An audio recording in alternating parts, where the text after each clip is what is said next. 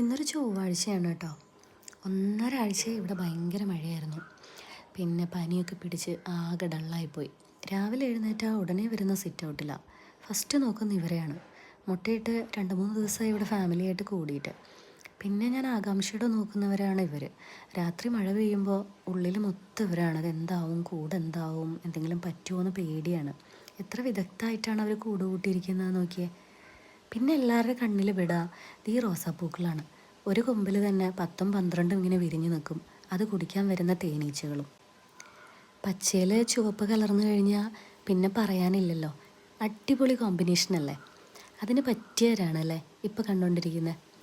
എനിക്ക് തോന്നുന്നു ഈ ചെടികൾക്കും പൂവുകൾക്കൊക്കെ ഏറ്റവും ഭംഗി മഴക്കാലത്താണ്. അതായത് ഒരു മഴ കഴിഞ്ഞ് മഴ തോർന്ന് അങ്ങോട്ട് കഴിയുമ്പോഴത്തേക്കും ഏറ്റവും സൗന്ദര്യം ഇലകൾക്കും പൂക്കൾക്കൊക്കെയാണ്.